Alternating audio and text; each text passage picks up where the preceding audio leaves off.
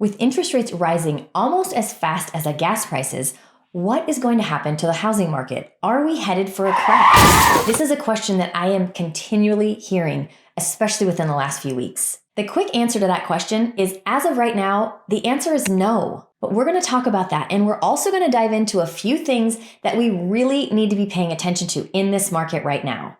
Now, I know many people really believed that when we started to see our interest rates rise, we would really see a slowdown in our demand. But guess what? That just hasn't happened, at least not completely. So what you can see from this chart is that we are seeing our demand starting to weaken, but with our already really weak supply and that also dropping, you're not feeling any change in the marketplace. Now, I've talked about this in a few of my other videos that January of 2022 brought a whole new level of crazy to our market. And why do I feel that way? Well, what we started to see in about mid-January was that some of the lending companies started to raise their interest rates even before the Fed actually raised their interest rates. They knew it was coming and they started to do it already. So we started to see buyers that were sitting on the sidelines, that were tired of being beat out, tired of losing all their contracts. They just weren't being accepted. All of those buyers jumped right back into the market, hoping to get a house secured before interest rates really started to climb. So those buyers that were tired, they really kind of just stepped out of the market when we were kind of like mid to late end of 2021. They really just got tired and they said, I'm just going to put my searching on pause. They started to see inventory maybe creep up. What I started to see towards the end of 2021 is we were actually starting to be able to negotiate on homes, maybe for repairs, a little bit off of the price. And then January hit and boom, it was like a whole new level of crazy. And as I mentioned before, a lot of people thought, well, the interest rates are going to rise. That's going to make people kind of sit on the sidelines again. Supply is going to be able to build up. We're going to start to see a leveling out of home prices. And that just hasn't happened. Since January, buyers have been moving at a feverish pace, trying to find a home and secure it before the interest rates rise even more and before home prices also increase. It's like a double hit. Their interest rates are rising as well as the home prices are rising. They want to buy and secure a home before they get priced out of the market. Now, with all this interest rate talk, I know that when people start wondering, what does the interest rate look like? They go to the good old internet. And I just want to give you one word of caution. When you go to the internet, oftentimes what you're seeing is the interest rate, but it's from a week, maybe 2 weeks ago. So it's not always accurate. The best way for you to get an accurate reading on the interest rate is to talk to a mortgage professional. They're going to understand what the ins and outs are of your specific situation. They're also going to know exactly what the interest rate looks like because interest rates vary from person to person. It depends on your credit, your debt to income ratio, and so many other financial factors that all culminate and give you your specific interest rate. So instead of going to the internet and getting somewhat outdated information, make sure you're going to an actual mortgage lender that can give you the right information. And if you need help with that, just let me know. I've got a few great ones. So currently right now in our market, we are seeing interest rates a little over 4%, and we are not seeing our market slow. Now, I mentioned something about this in a previous video. A viewer wrote in and commented that skyrocketing interest rates are going to be detrimental to the real estate market. Then they mentioned that less than 20% of buyers are cash. Well, I can tell you in our market, that's just not true. Take a look at this chart. This shows you that we have over 20% of our buyers that are actually paying with cash. Now, this additional chart actually shows you a breakdown of where the cash buyers are and in what price points. Now, the luxury market has the most amount of buyers that are paying cash, but every single one of our price points has more than 20% of their buyers that are actually paying with cash. Now, another piece of data that is really important to look at when someone says that it's going to be detrimental to our real estate market is the amount of equity that people have in their homes. In 2020, people had 65.8% equity in their homes. This is the highest amount that they have had in their homes since the 1980s.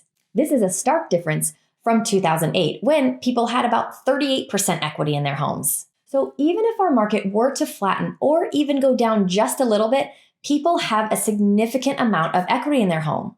So the question becomes, will interest rates rising really have a big effect on our demand if our overall supply does not change? What do you think? I really want to hear. How high do you think interest rates are going to have to go before we see a drastic change in our market? I mean, if we're still having a supply issue, are we really going to feel that much of a difference if our demand starts to diminish a little bit? We still don't have enough homes for the people that are out there looking. Therefore, I believe our demand is still going to feel quite strong. So what does that mean? People are still going to be competing for homes. This is the limited amount of supply that we have, which means that prices will still be rising.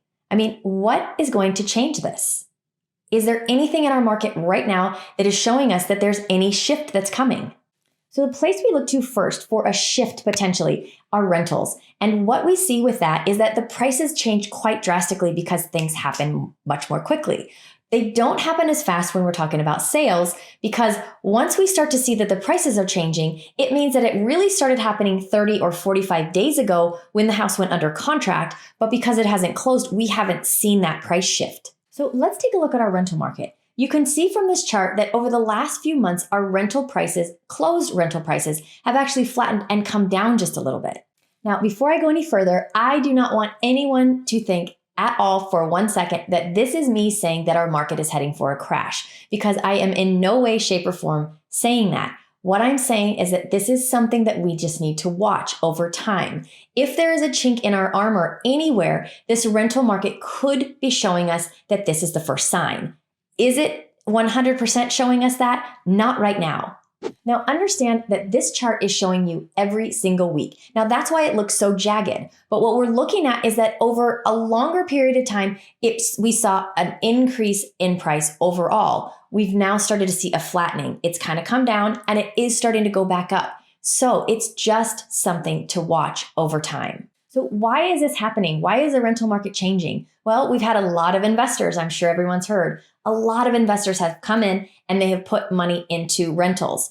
They have bought them to hedge their bet against inflation. They know that that's a great place to put their money. And that's exactly what they've been doing. And in doing so, it has given us supply into our rental market that we did not have before. So let's take that all back to supply and demand, right? Our supply has started to increase pretty drastically. Therefore, our prices have started to flatten and started to decrease just a little bit.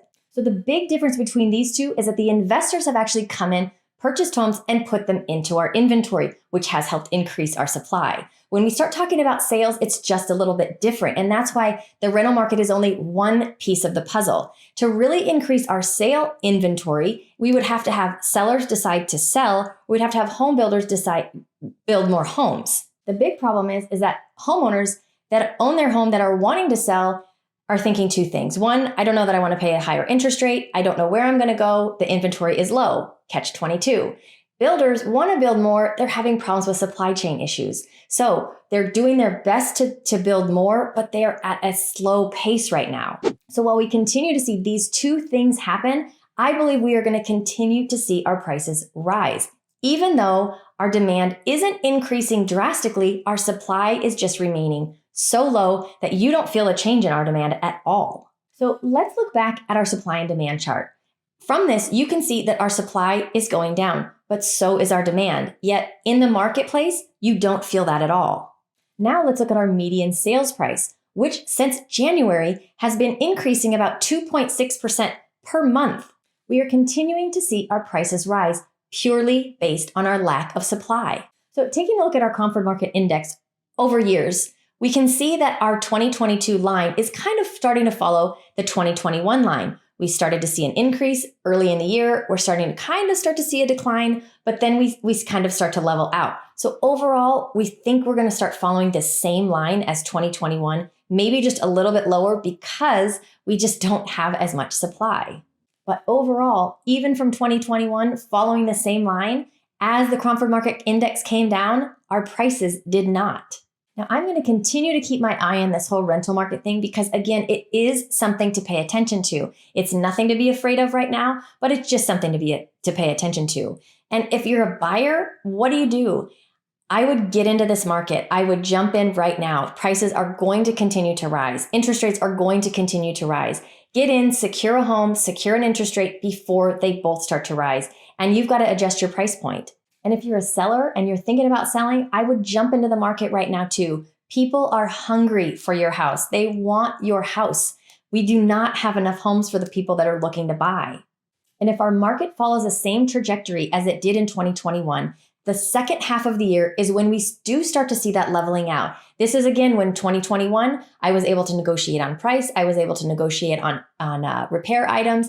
In the beginning half of the year, I wasn't able to do that. So for sellers, this is the time of the year that you are in more of the driver's seat. It doesn't mean that the second half of the year, you're not going to be in the driver's seat, because I still believe you are, maybe just a little bit less, and you might have to acquiesce to some of the requests that the buyers are making. The one thing that's unknown is that how high will the interest rates have to go before our market really does kind of start to cool. I think we have some time left in it, but again, it just depends on how quickly and how often they raise the interest rates. If we get to the end of the year and it's really high, that really might cool off our market. We just don't know right now. As of this time that I am recording this video, prices have no slowing down in their legs.